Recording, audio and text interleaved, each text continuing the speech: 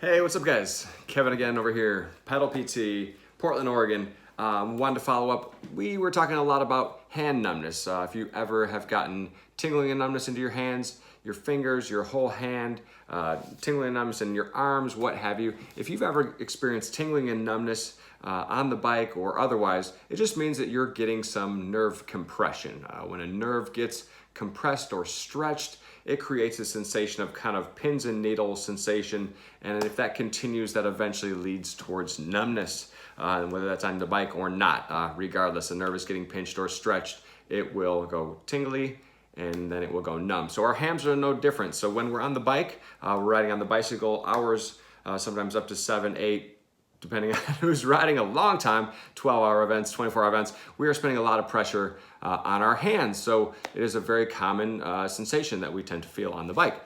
Generally speaking, we will tend to get compression through those nerves or stretch through those nerves from about 3 mechanisms, roughly speaking. There's a couple of other ones, but we'll keep this simple as far as that goes. The first one has to do with too much backwards bending in the wrist when you're on the bike. The goal when you're actually on your handlebar is to have your wrist if you think about your hand being nice and vertical and straight, you want just a little bit of a backwards bend, just a little bit. So maybe, what is that, 20 degrees or so? So if you're on the bike, or if you're on the hoods, or if you're on the hoods of the bike, or on the tops of the hoods, or the brakes, or any of that, you always want to make sure that your wrist is just slightly backwards bent. That's actually better than completely straight. That's a little less efficient position that actually can compress the wrist a little bit as well. The reason we do that, when we backwards bend that wrist, it basically leads towards compression of the nerves in the carpal tunnel.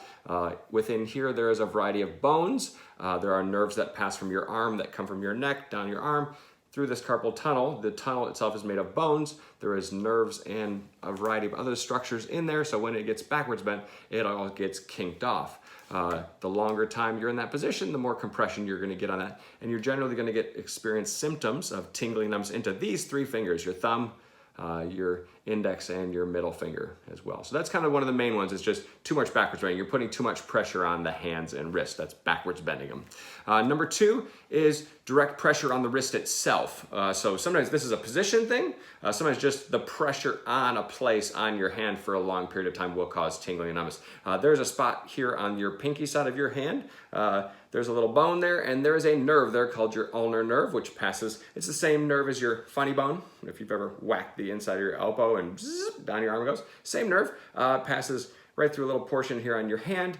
So when we put a lot of pressure on that hand, sometimes on a road bike handlebar, sometimes with a mountain bike handlebar, sometimes depending if we're trying to get more comfortable on the bars, we'll roll our arms in and hyperextend our elbows and put pressure on that outside part. That puts a lot more pressure on right on where that canal is, and then puts pressure on, and that usually will result in tingling and numbness into these 2 little fingers here, pinky and then ring finger. We'll go numb a little bit with that. So that's kind of direct pressure. There's another nerve that's in the arm called your radial nerve, and that's more of a stretch sensation, but we generally don't see that in cyclists as much. And then the third general cause that we tend to see, what causes tingling and numbness, is people will experience tingling and numbness in the hands, but they'll also feel tingling and numbness all the way up their arm. And actually, a lot of times that's coming from the neck itself.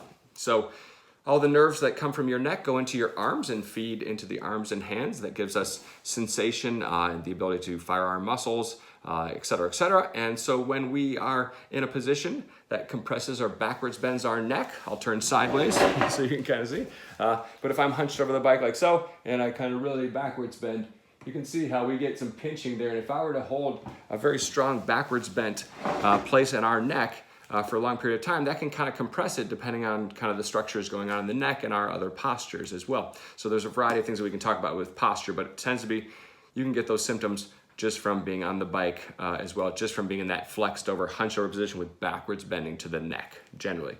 That usually begins at the neck, starts here, and then starts to kind of radiate down the arm, and eventually will end in the fingers, and you'll feel them in a certain place on the hand as well. And that's definitely something you'd want to see a physical therapist for that, to evaluate that. That's definitely something that we do not want happening. That could be related to a lot of other more serious things going on as well. So anyway, I hope this was helpful. If you guys do have questions, there's a variety of different hand positions for commuter versus road bike and everything in between. So if you guys do have questions about ergon grips, commuters, e-bikes, road bikes, anything like that positioning, please feel free to reach out to me at any time. Otherwise, I hope this was useful for you. A lot of people experience tingling and numbness on in the hands on the bike.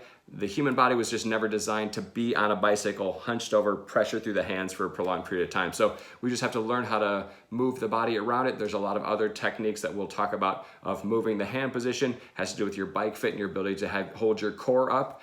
You want generally only about 30% of weight on the hands, and then about 70% on the saddle when you are in a good cycling position. So if you feel much more on the hands, it's probably related to saddle height, the saddle tilt. Usually saddle tilted down will dump all the weight on your hands. If you're reaching too far, if your saddle's really high and your bars are really low and you don't have a lot of strength to hold yourself, you'll kind of dump on those hands. When you hyperextend those elbows, that puts more pressure through the hand as well. So those are just other things that we can kind of talk about. But please reach out to me if you need it. Otherwise, this is going a little long, so hope you found this was useful.